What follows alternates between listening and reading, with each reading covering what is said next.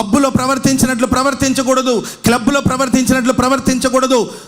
ఆయన ఎవరు సమీపించరాని తేజస్సులో నివసిస్తున్న దేవుడు.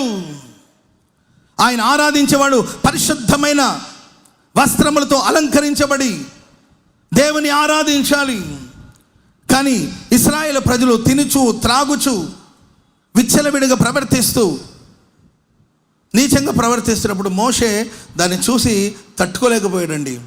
అందుకొరకు ఏం చేశారంటే, మోషే చేతులు 2 రాతి పలకలు ఉన్నాయి కదండి, వాళ్ళ మీద కోపం ఈ రాతి పలకల మీద చూపించి ఆ 2 పలకలను పగలగొట్టేశాడు. కొన్నిసార్లు మీరు చూడండి, లోకలు అంటుంటారు అత్త మీద కోపం. చెప్పండి, అత్త మీద కోపం, ఎవరో మీద కోపం, ఎవరో మీద చూపిస్తుంటారు. నీ ఫ్రస్ట్రేషన్ ఎవరి మీద? నరుని కోపం దేవుని నీతిని నెరవేర్చదు. కోపపడుడి కానీ పాపం చేయకుడి అని బైబిల్ సెలవిస్తుంది. కొన్నిసార్లు ఎవరో సమస్యలు, ఎవరో ఇబ్బందుల్ని తీసుకొచ్చి ఎవరో మీద మనం చూపిస్తూ ఉంటాం.